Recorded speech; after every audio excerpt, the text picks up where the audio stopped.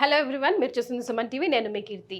So doctor Chetan Raj గారు here with me. ఇవాళ రేపు రకరకాల వ్యాధులకి రిఫ్రిజిరేటర్ కూడా వన్ ఆఫ్ ది రీజన్ అంటున్నారు డాక్టర్ చేతన్ రాజ్. జైసేకి నరాల వీక్నెస్ కానివ్వండి, మోకాల నొప్పి కానివ్వండి, షుగర్ కానివ్వండి, గ్యాస్ట్రిక్ ప్రాబ్లమ్స్ కానివ్వండి, anything related to any diseases అసలు గ్యాస్ట్రిక్తోనే స్టార్ట్ అవుతుంది కదా. సో ఎలా ఎఫెక్ట్ పడుతుంది అనేది ఈ వీడియో ద్వారా ప్రాక్టికల్గా డాక్టర్ చేతన్ రాజ్ గారు will explain us. Hi sir.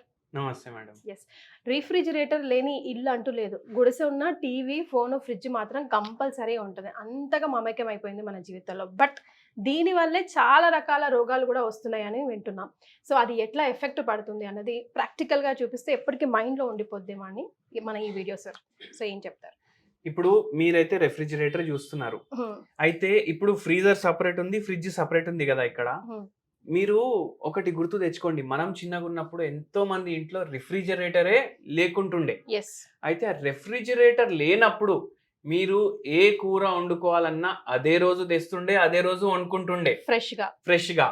మళ్ళా పాలు తెస్తే కూడా ఆ రోజుకి ఎంత అవసరం అంతే తెచ్చేసి మీరు వాడుకొని, ఒకవేళ మిగిలిపోయినంతే కూడా పడేస్తుండే మనం. ఎగ్జాక్ట్లీ. ఎందుకు? ఫుడ్ ఏమైతుంది, పాడైతుంది. ఎట్లయినా పాడైపోతుంది కాబట్టి షేర్ అన్నా చేస్తుండే, లేదంటే పడేస్తుండే అప్పుడు. కానీ ఇప్పుడు రెఫ్రిజిరేషన్ ఎప్పటి నుంచి అయితే వచ్చింది, అందరికి ఒక పెద్ద అపోహం వచ్చింది. ఏంది? ఇప్పుడు ఫ్రిడ్జ్ లా ఫుడ్ పెడితే పాడవ్వదు. అవునా కాదా? అవ్వదు కదండి నిజంగానే. మీకు అట్లా అనిపిస్తుంది, అందరికి అట్లానే అనిపిస్తుంది.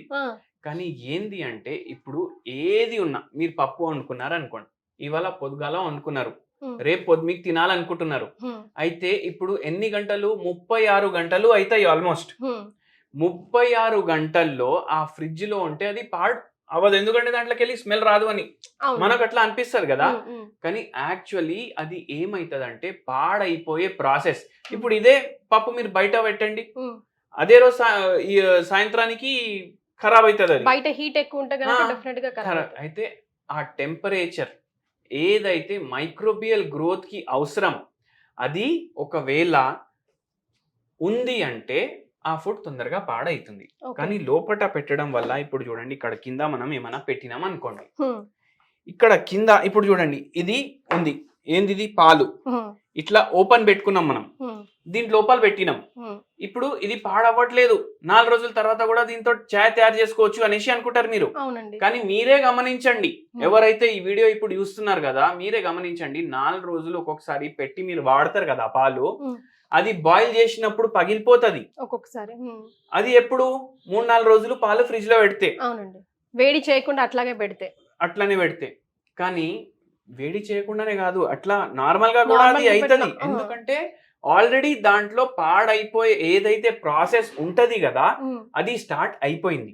మళ్ళీ ఇప్పుడు ఇక్కడ గిన్నెలు పెట్టుకుంటారు, బాసనలు పెట్టుకుంటారు, రసం పెట్టుకుంటారు. రసం అయితే 10 రోజులు పెట్టేసి తినేటోళ్ళు ఉన్నారు. బయట పెట్టేసే 1-2 రోజులు తింటారు, అరే చింతపండు ఉంది ఎక్కడ పాడైతుంది అనేసి. ఇక్కడ లోపట పెట్టి కూడా అది పాడవుతాయి. కానీ ఏంటంటే, ఏదైతే మైక్రోబియల్ గ్రోత్ ది ప్రాసెస్ ఉంటది కదా, అది ఒకటి స్లోగా అవుతుంది. అంటే గంటకు అయ్యే పని 5 గంటలకి అవుతుంది. దాని అర్థం ఏంది? ఇప్పుడు మీరు పెట్టిండ్రు వెజల్స్, ఇప్పుడు ఏదైనా వేడిగా ఉంది, రసం ఏమో 2 రోజుల కోసం చేసుకున్నారు.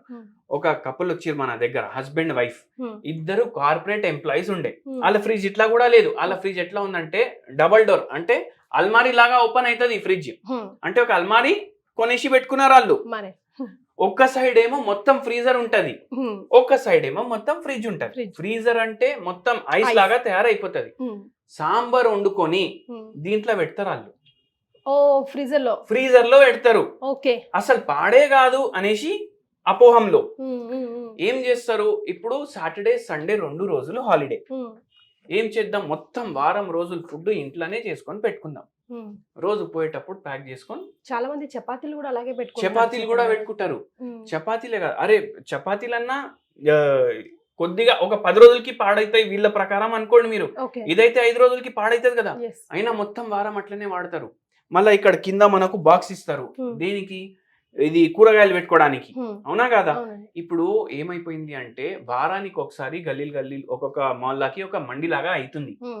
పోయి మొత్తం వారంది కూరగాయలు ఒకటేసారి తీసుకొని వచ్చి దాంట్లో పెడతారు.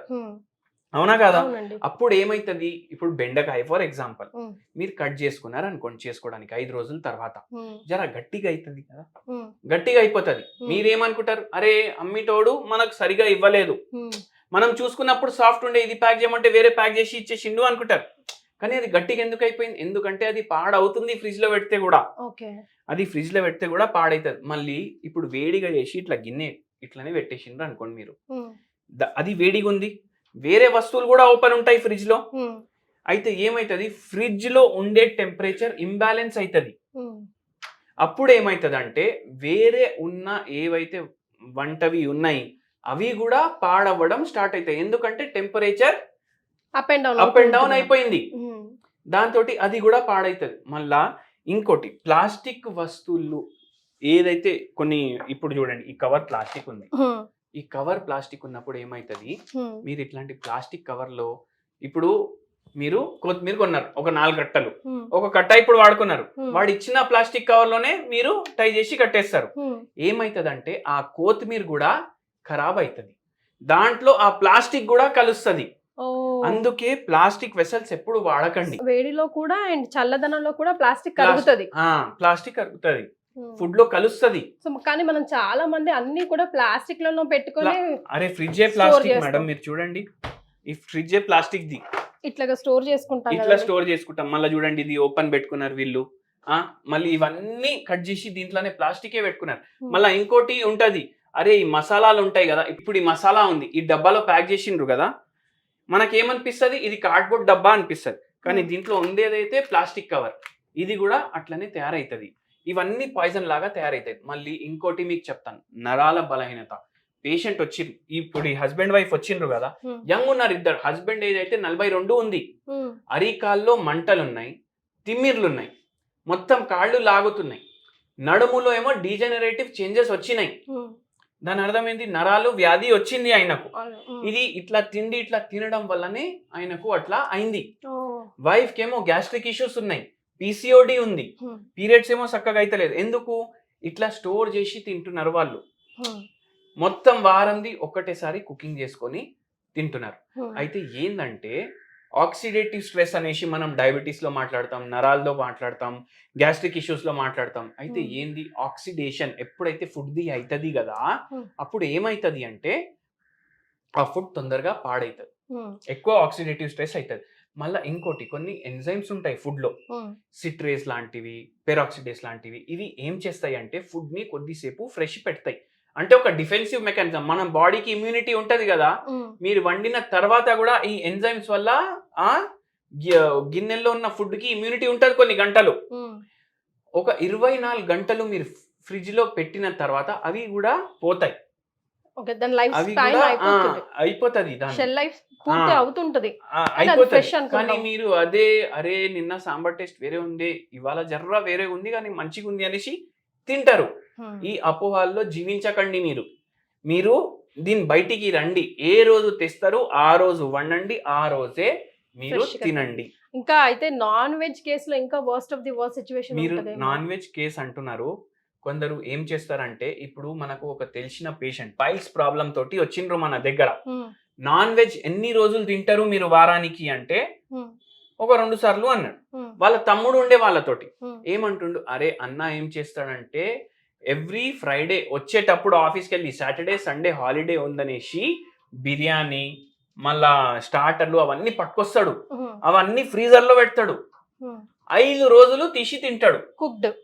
కుక్డ్ అంటే సరే 5 రోజులు అట్లనే పెట్టి మైక్రోవేవ్ లో పెట్టి గరం చేసుకొని తింటాడు. ఆయనకు అర్థం అయితలేదు, పైల్స్ ఒకటి నాన్ వెజ్ తోటి వస్తుంది, మళ్ళా మీరు మొత్తం స్టేలే తింటున్నారు, దాంతో ఇంకా పెరిగిపోయే ఛాన్సెస్ ఉంటాయి. మళ్ళా కొందరు ఏం చేస్తారు, ఇప్పుడు సండే పోయి మటన్ చికెన్ కొనుక్కొని తీసుకొని వస్తారు ప్లాస్టిక్ కవర్ లో, 2 కిలో గానీ 3 కిలో గానీ 5 కిలో గానీ.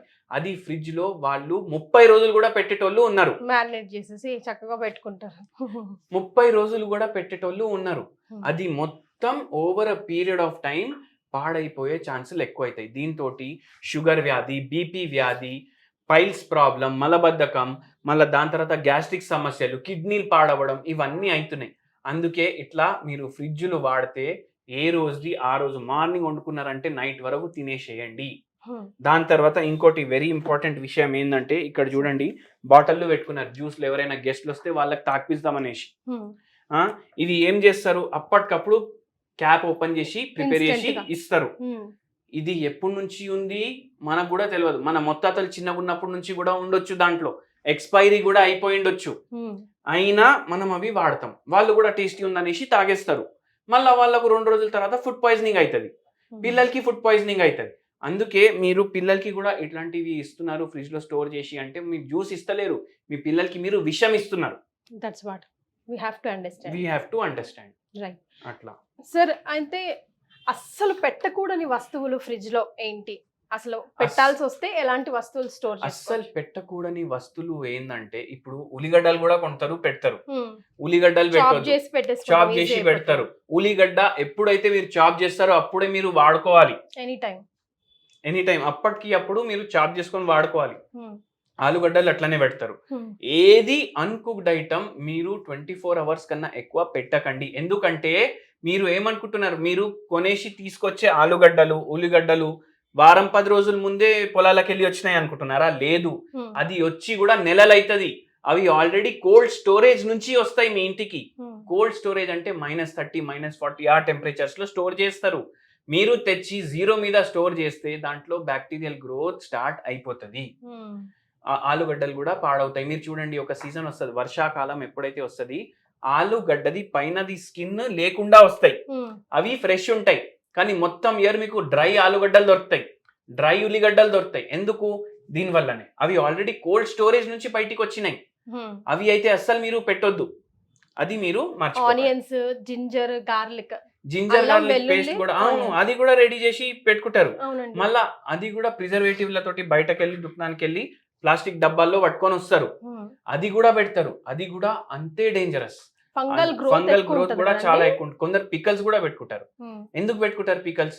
దాంట్లో కూడా ఫంగల్ గ్రోత్ అవుతుంది.